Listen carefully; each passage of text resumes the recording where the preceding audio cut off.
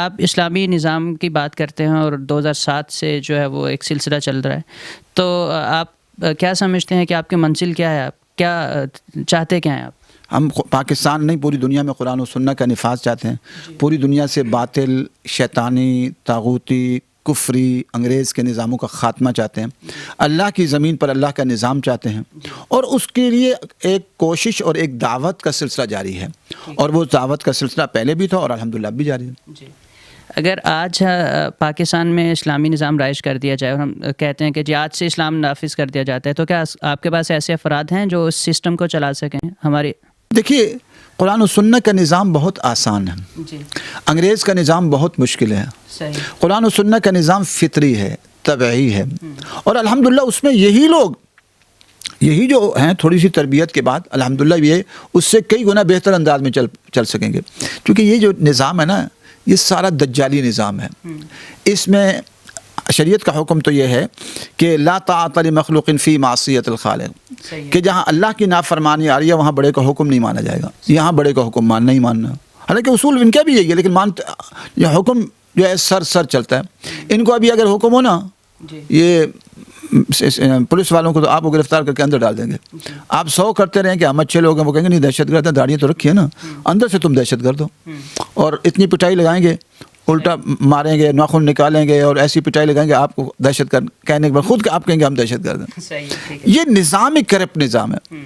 اس سے ہم سمجھتے ہیں کہ پاکستان نے پوری دنیا میں قرآن و سنت کے نظام کی ضرورت ہے. اللہ کا نظام پرفیکٹ ہے، لا رہے ہیں. جیسے دیکھیں، اللہ کی بنائی ہوئی آنکھ اور انسانی آنکھ میں کوئی نسبت نہیں ہے. آپ اگر مصنوعی آنکھ لگا دیں کہ دیکھو کتنی پیاری لگ رہی ہے، تو مصنوعی آنکھ کہاں حقیقی آنکھ کا مقابلہ کرتی ہے؟ مصنوعی ہاتھ کہاں حقیقی ہاتھ کا مقابلہ کر سکتے ہیں؟ یہ مصنوعی نظام ہے. اس سے حقیقی نظام جو اللہ تعالیٰ کا بنایا ہوا اس کے مقابلے میں ان کی حیثیت صفر ہے. صحیح. اچھا، تو جو سر آپ بات کر رہے ہیں اس کے لیے تو پھر ہمیں طالبان بننا پڑے گا، اور ہم یہ سمجھ لیں کہ ہم پوری دنیا سے ٹکر لے رہے ہیں، پاکستان میں خانہ جنگی ہو رہی ہے اور دنیا ہم سے بالکل کٹ آف کر لے گی طالبان کی صورت جو افغانستان میں ہوا. آپ اس کے لیے تیار ہیں؟ طالبان نے پوری دنیا میں 45 ملکوں کا مقابلہ کیا، اور وہ 45 ملک جو وسائل کے اعتبار سے دنیا کا سارا انہوں نے وسائل قبضہ کیے ہوئے تھے. وہ اصل میں یہ برطانیہ اور امریکہ دنیا کے لٹیرے ملک ہیں، لوٹ مار کیا ہوا.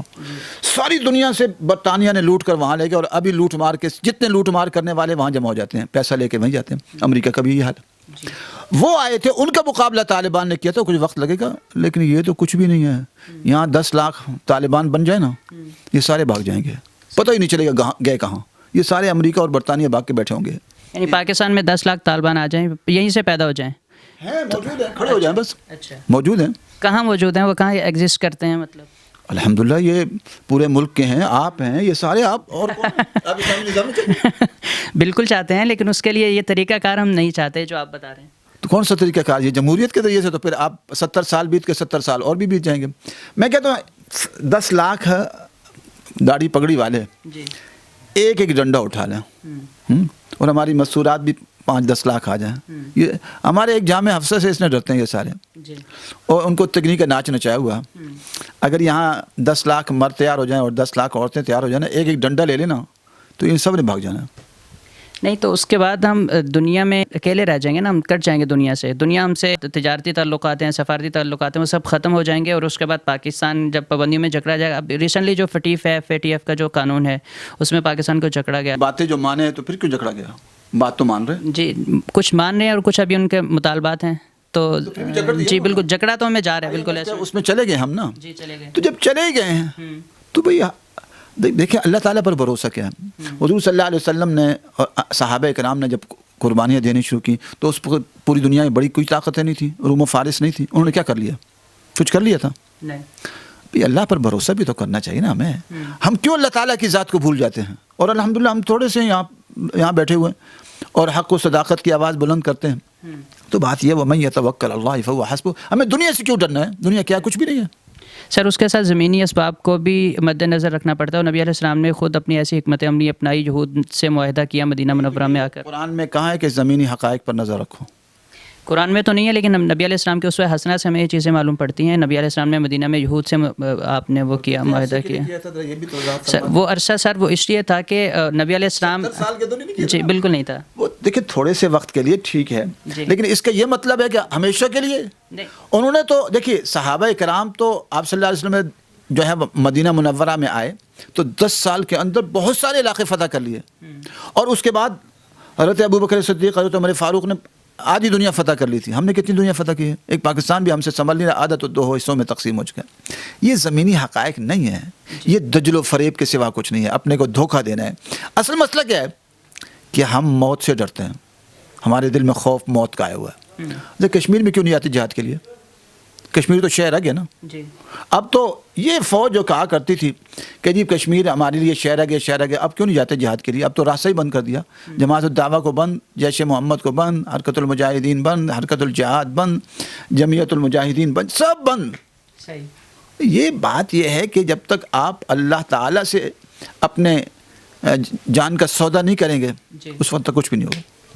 اچھا یہ ہے کہ اس میں جو ہمارے دیگر علماء کرام ہیں، ظاہر آپ ایک ہماری روایتی فکر ہے، آپ اسے تھوڑا سا ہٹ کے چل رہے ہیں، اور ان کا یہ کہنا ہے کہ ہمیں سسٹم اور نظام کے اندر رہ کر اسٹرگل کرنی چاہیے. تو کیا اس طرح کے اسٹرگل پہ آپ یقین نہیں رکھتے؟ نظام کے حوالے سے نہیں ہے. منوری ٹون ہو، دارالعلوم کراچی ہو، جامعہ اشرفیہ ہو، خیر المدارس ہو، ماشاء اللہ اچھی محنت کر رہے ہیں، لیکن ان کا جو ہدف ہے وہ ہدف مدرسہ. ہمارا ہدف صرف مدرسہ نہیں ہے، مدرسہ بھی ہے لیکن اس سے آگے بھی ہے.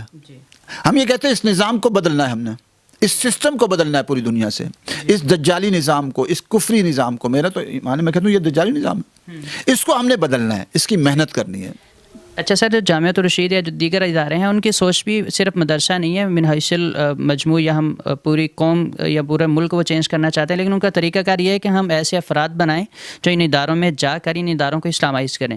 اسلامک بینکنگ میں وہ نظام وہ لوگ افراد تیار کر رہے ہیں، اس طرح صحافت میں میڈیا میں بھیجنے کے لیے. وہ بتائیں. ظاہر ہے سر جب کوئی چینج یا تبدیلی آئے گی تو اس کے لیے کوئی 50 سال کی محنت کرنی پڑے گی. صحابہ کرام نے 50 سال محنت کی تھی. یہ سر ڈیپینڈ کرتا ہے نا اس وقت کہ انہوں نے اپنے جو نبی علیہ السلام کی ذات تھی اللہ تعالیٰ کی. بات یہ نا ہم نے جہاد چھوڑ دیا جی، اور جہاد کو چھوڑ کر اب بہانے بنا رہے ہیں، ہم افراد تیار کر رہے ہیں، ہم افراد تیار کر رہے ہیں. کہاں ہیں وہ افراد؟ وہ جا کے ان میں لا کے آپ صلی اللہ علیہ وسلم نے افراد تیار کر کے بھیجے تھے روم و فارس میں، جا کر وہاں جا کے ان کے اندر بیٹھو اور ان کی ذہن سازی کرو. آپ نے مجاہد تیار کیے تھے. ہر دور کی حکمت عملی سر ڈیفرنٹ ہو سکتی ہے نا. قرآن تو نہیں بدلا تھا نا، یا قرآن بدل گیا؟ اب قرآن میں آیا کہ اب وقت کے تقاضوں کے تحت تم بدلتے رہنا. آپ کہہ رہے ہیں نا وقت کے تقاضوں کے تحت تم بدلتے رہنا. یہ قرآن میں کہیں ہے؟ یہ حدیث میں ہے؟ یہ حضور صلی اللہ علیہ وسلم نے فرمایا. نبی علیہ السلام کے اسوہ حسنہ سے ہمیں حکمت عملی ملتی ہے نا. حکمت عملی کا یہ تو مقصد نہیں ہے کہ آپ بزدلی کو حکمت عملی کا نام دے دیں، یہ بزدلی تو نہیں ہے. اب جب کشمیر میں آگے جی اب وہ طاقت میں ہمیں حکمت عملی مل گئی، یہ آپ نے بزدلی کو، آج ہمارے حکمرانوں نے اور بڑوں نے بزدلی کو حکمت عملی کا نام دے دیا. یہ حکمت عملی نہیں ہے، یہ بزدلی ہے. اگر صحابہ کرام اور حضور صلی اللہ علیہ وسلم تھوڑے عرصے میں دنیا کے بڑے حصے پر چھا گئے اور کفر کے علاقے اسلام کے علاقے بنا، ہم تو اسلام کے علاقے بھی ہم سے سنبھل نہیں رہے. مسلمانوں کے یہ پاکستان کون سا مسلمانوں کا علاقہ یہ سنبھل رہا نہیں سنبھل رہا، اور بنگلہ دیش ہم سے علیحدہ ہو گیا اس لیے کہ ہم نے قرآن و سنت کا وہ راستہ، جہاد کا راستہ چھوڑ دیا ہے، اور حضور صلی اللہ علیہ وسلم قربانیوں کا راستہ چھوڑ دیا. تو اس لیے قربانیوں کے راستہ. آپ کی کیا منزل ہے، کیا راستہ ہے کہ اس راستے پہ چل کر نفاذ شریعت کی منزل حاصل کرنا چاہتے ہیں؟ دیکھیے ہماری حیثیت تو بہت کمزور ہے، ہم تو کچھ بھی نہیں ہے، ایک کمزور ضعیف سے انسان ہے، لیکن ہم پوری قوم کو دعوت دے رہے ہیں کہ ہمیں اسلامی انقلاب کی فکر بھی ہونی چاہیے اور اسلامی انقلاب کی سوچ بھی پیدا ہونی چاہیے ہمارے اندر، اور پھر ہم اسلامی انقلاب کے لیے کھڑے ہونے والے بن جائیں. تو انشاءاللہ یہ نظام دھیرے دھیرے ناکام ہو رہا ہے. اب اس کے نتیجے عمران خان آخری ایک ان کا ہدف تھا کہ شاید یہ کامیابی ہو جائے گی نوجوان نسل، اب اس سے بھی جو ناکامی ہو گئی. اب کوئی ہدف سامنے رہا نہیں، یعنی کوئی منزل نہیں رہی. تو ہمیں یقین ہے انشاءاللہ کہ اللہ تعالیٰ کے فضل و کرم سے اب جو ہمیں لوگ آئیں گے اس طرف، اور وقت آ رہا ہے کہ ویسے ہی یہ نظام خود ٹوٹ پھوٹ جائے گا. اس کے نتیجے میں جو نظام آئے گا کوئی نظام رہے گا نہیں. جیسے کوئی بند گلی میں کھڑا ہو جاتا نا، تو اللہ کا بھی ایک نظام ہے. جب اللہ تعالیٰ قوموں کو لاتے ہیں، اصلاح کرتے ہیں، تو ایسی جگہوں پر جا کے بند کر دیتے ہیں کہ آگے رسے باقی نہیں رہتے. اب کوئی رسہ باقی نہیں رہا. جیسے بیماری ہوتی ہے تو بیماری کے آخر میں کیا کہتے ہیں جی اللہ تعالیٰ ہی سے مانگو نا. تو اب اسلامی نظام کے علاوہ کوئی حل نہیں رہا. آنے والا وقت جو ہے چاہے وہ تھوڑا لیٹ ہو سکتا ہے، لیکن ہمیں بہت جلد نظر آ رہا ہے کہ اب کوئی حل اس جمہوری نظام کے اندر اور موجودہ سسٹم جو ہے یہ سارے کے سارے ناکام ہو چکے ہیں. اب ہمیں اسلامی نظام کی طرف مجبوراً جانا پڑے گا. سر اسلامی نظام آ بھی جاتا ہے تو اس کو اس وقت ہمارا جو سسٹم ہے, ہماری جو بیوروکریسی ہے, ہمارا بینکنگ سسٹم ہے, ہمارے ادارے ہیں, پولیس سسٹم ہے, تو افراد کہاں سے لائیں گے؟ میں نہیں سمجھ پا رہا کہ آپ کے پاس ایسے افراد کہاں سے آئیں گے جو اس سسٹم کو چلائیں گے. بات یہ ہے کہ میں سمجھتا ہوں کہ یہ لوگ اتنے برے نہیں ہیں, نظام برا ہے. یہ نظام ہی ان کو گندے کاموں کی طرف لگاتا ہے. ایک اوپر کا افسر ہی غلط کام کی طرف لگاتا ہے جب اس کے دل میں دنیا بھری ہوئی ہے. تو اسلام کیا کہتا ہے؟ آپ ان کے دل میں ان کو دیکھیں, اگر ہم ان سب پر ایک قانون لاگو کر دیں کہ سارے کے سارے نماز پڑھیں گے, اگر 5 وقت تمام افسر نماز پڑھنے والے بن جائیں, اللہ سے خود بخود تعلق قائم ہو جائے, اور اس کے بعد 2 وقت درس قرآن کا اہتمام ہو, سب کے لیے دین کی تعلیم لازمی ہو کہ دین کی تعلیم حاصل کریں گے, اور مسجدوں میں جا کے فیصلے کریں گے. اگر ہر ایس ایچ او مغرب کے بعد یا عصر سے مغرب تک مسجد میں دینا شروع کر دے اور وہیں فیصلے ہونے شروع ہو جائیں, آپ کے آدھے سے زیادہ مسئلے تو جھگڑے تو وہیں ختم ہو جائیں گے. وہاں جو جا کر تھانوں میں گھچ پچ پکتی ہے ساری, وہ ساری وہاں تو نہیں ہوگی نا مسجد میں. مسجد میں تو سب کو پتہ ہوتا ہے یہ بندہ کیسا ہے. تو میں سمجھتا ہوں کہ اگر مساجد میں ڈی سی صاحب مسجدوں میں بیٹھیں, کمشنر صاحب مسجدوں میں بیٹھیں, اور حکمراں مسجدوں میں بیٹھیں, گورنر مسجدوں میں بیٹھ کر فیصلہ کریں, بہت سارے مسئلے حل ہوں گے. یہ گورنر صاحب تو ملتے نہیں ہیں, ڈی سی صاحب تو بہت بڑی چیزیں, ایس ایچ او نہیں ملتا, تو جب ملتے نہیں تو مسئلے کیسے حل ہوں گے؟ اس سے ہم سمجھتے ہیں کہ جب سسٹم بدل دیا جائے گا تو یہ لوگ اتنے برے نہیں ہیں, لیکن چونکہ یہ نظام ایسا ہے تو. اور دیکھیں حضرت عمر رضی اللہ تعالیٰ عنہ اور حضور صلی اللہ علیہ وسلم خود بھی اتمام فرماتے ہیں, یہ دیکھتے کہ کسی کے اثاثے تو نہیں بڑھ رہے, جس کے اثاثے بڑھ رہے ہوتے تو فوراً لے کے بیت المال میں داخل کر دیتے تھے. اب یہاں آپ فوراً آج اثاثے چیک کریں, سب کو کہیں سادہ زندگی بسر کرنی ہے, بس 3 کمرے کا مکان ہو, 5 ہو, 6 کمرے, چلو بات سمجھ میں آتی ہے, 7 کمرے کا ہو, یہ ایکڑوں پر مکان. اب کمشنروں کے مکان آپ جا کے چیک کریں, اتنے ایکڑ ہیں, اور غریب ترس رہا ہے, 3 مرلے کو ترس رہا ہے. یہ کون سا طریقہ ہے؟ آپ ضابطے قرآن و سنت کے بنا دیں, مسئلے خود بخود حل ہو جائیں گے. اب یہ ضابطے ہی اصل میں, یہ جو انگریز یہاں تھا خود ایک ڈاکو تھا برطانیہ, اور ڈاکہ ڈالنے آیا تھا, اور نظام بھی ڈاکو والوں دیکھ کر چلا گیا 70-71 سال سے, اور یہ اپنے ایجنٹوں کو دے کر گیا, ان کو یہ پسند آتا ہے, یہ نظام ان کو پسند ہے, اس لیے چلا رہے ہیں. اسلام کے ضوابط اور قواعد اتنے سخت ہیں کہ ان کے اندر انشاءاللہ دیکھیے سزائیں ہیں, بڑی سخت سزائیں ہیں, اور چند دن میں سزائیں دی جاتی ہیں, تو خود بخود جرائم نیچے آ جاتے ہیں. تھوڑا سا ہم سیاست پہ بات کر لیتے ہیں. آپ نے سیاست کے حوالے سے مولانا فضل الرحمان صاحب کے بارے میں بیان دیا, مریم نواز صاحبہ کے حوالے سے آپ نے بیان دیا